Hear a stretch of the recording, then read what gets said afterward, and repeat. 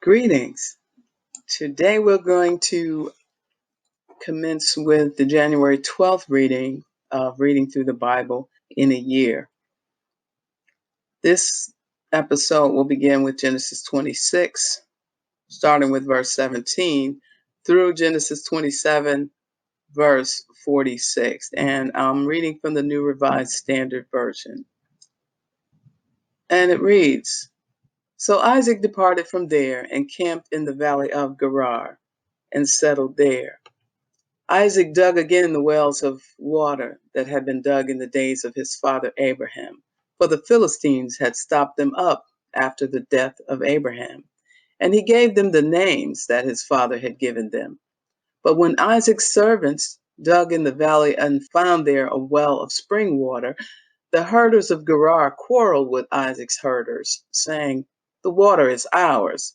So he called the well Esek, because they contended with him. Then they dug another well, and they quarreled over that one also. So he called it Sitnah. He moved from there and dug another well, and they did not quarrel over it. So he called it Rehoboth, saying, Now the Lord has made room for us, and we shall be fruitful in the land. From there he went up to Beersheba, and that very night the Lord appeared to him and said, I am the God of your father Abraham. Do not be afraid, for I am with you and will bless you and make your offspring numerous for my servant Abraham's sake. So he built an altar there, called on the name of the Lord, and pitched his tent there. And there Isaac's servants dug a well. Then Abimelech went to him from Gerar with Ahuzzath, his advisor, and Phicol, the commander of his army. Isaac said to them, Why have you come to me, seeing that you hate me and have sent me away from you? They said, We see plainly that the Lord has been with you. So we say, Let there be an oath between you and us, and let us make a covenant with you, so that you will do us no harm, just as we have not touched you and have done to you nothing but good, and have sent you away in peace. You are now the blessed of the Lord. So he made them a feast, and they ate and drank. In the morning they rose early and exchanged oaths, and Isaac set them on their way, and they departed from him in peace. That same day Isaac's servants came and told him about the well that they had dug, and said to him, We have found water. He called it Sheba.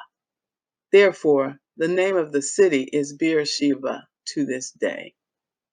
When Esau was 40 years old, he married Judith, daughter of Beeri the Hittite, and Basemath, daughter of Elon the Hittite, and they made life bitter for Isaac and Rebekah. Chapter 27. When Isaac was old and his eyes were dim so that he could not see, he called his elder son Esau and said to him, My son. And he answered, Here I am. He said, See, I am old. I do not know the day of my death. Now then, take your weapons, your quiver and your bow, and go out to the field and hunt game for me. Then prepare for me savory food such as I like, and bring it to me to eat, so that I may bless you before I die. Now Rebekah was listening when Isaac spoke to his son Esau. So when Esau went to the field to hunt for game and bring it, Rebekah said to her son Jacob, I heard your father say to your brother Esau, Bring me game and prepare for me a savory food to eat, that I may bless you before the Lord before I die. Now, therefore, my son, obey my word as I command you. Go to the flock and get me 2 choice kids, so that I may prepare them savory food for your father, such as he likes. And you shall take it to your father to eat, so that he may bless you before he dies. But Jacob said to his mother Rebekah, Look, my brother Esau is a hairy man, and I am a man of smooth skin. Perhaps my father will feel me, and I shall seem to be mocking him, and bring a curse on myself and not a blessing. His mother said to him, Let your curse be on me, my son. Only obey my word and go. Get them for me. So he went and got them and brought them to his mother, and his mother prepared savory food such as his father loved. Then Rebekah took the best garments of her elder son Esau, which were with her in the house, and put them on her younger son Jacob. And she put the skins of the kids on his hands and on the smooth part of his neck. Then she handed the savory food and the bread that she had prepared to her son Jacob. So he went in to his father and said, "My father." And he said, "Here I am." "Who are you, my son?" Jacob said to his father, "I am Esau, your firstborn. I have done as you told me. Now sit up and eat of my game, so that you may bless me." But Isaac said to his son, "How is it that you have found it so quickly, my son?" He answered, "Because the Lord your God granted me success."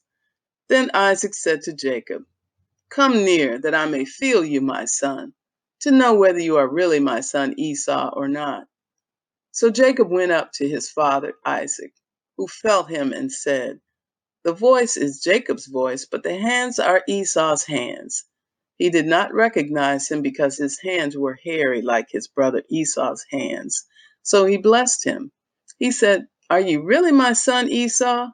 He answered, "I am." Then he said, "Bring it to me, that I may eat of my son's game and bless you." So he brought it to him, and he ate. And he brought him wine, and he drank. Then his father Isaac said to him, "Come near and kiss me, my son." So he came near and kissed him.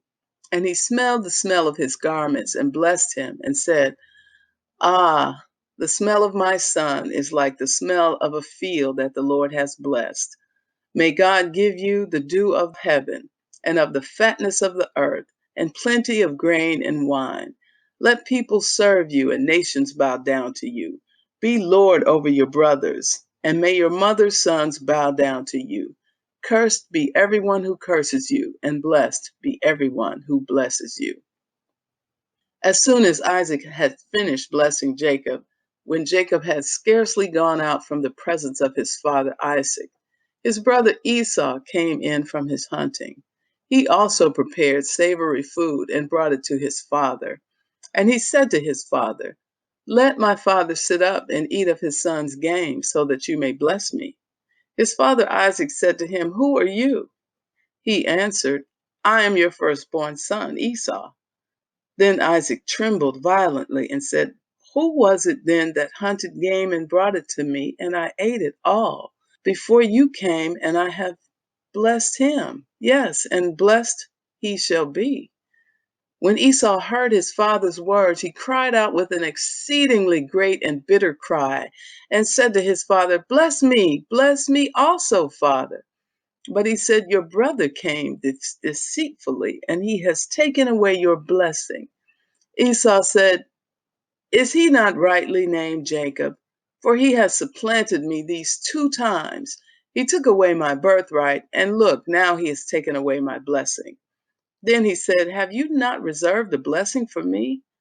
Isaac answered Esau, "I have already made him your lord, and I have given him all his brothers as servants, and with grain and wine I have sustained him. What then can I do for you, my son?" Esau said to his father, "Have you only one blessing, father? Bless me also, father." And Esau lifted up his voice and wept. Then his father Isaac answered him, "See, away from the fatness of the earth shall your home be, and away from the dew of heaven on high. By your sword you shall live, and you shall serve your brother. But when you break loose, you shall break his yoke from your neck." Now Esau hated Jacob because of the blessing which his father had blessed him. And Esau said to himself, "The days of mourning for my father are approaching. Then I will kill my brother Jacob." But the words of her elder son Esau were told to Rebekah. So she sent and called her younger son Jacob and said to him, "Your brother Esau is consoling himself by planning to kill you. Now, therefore, my son, obey my voice. Flee at once to my brother Laban in Haran, and stay with him a while, until your brother's fury turns away, until your brother's anger against you turns away, and he forgets what you have done to him. Then I will send and bring you back from there. Why should I lose both of you in one day?" Then Rebekah said to Isaac, I am weary of my life because of the Hittite women. If Jacob marries one of the Hittite women such as these, one of the women of the land, what good will my life be to me? Matthew, the 9th chapter. This will be from verse 1 through 17. And after getting into a boat, he crossed the sea and came to his own town. And then some people were carrying a paralyzed man lying on a bed. When Jesus saw their faith, he said to the paralytic, "Take heart, son, your sins are forgiven." Then some of the scribes said to themselves, "This man is blaspheming." But Jesus, perceiving their thoughts, said, "Why do you think evil in your hearts? For which is easier to say, 'Your sins are forgiven,' or to say, 'Stand up and walk'?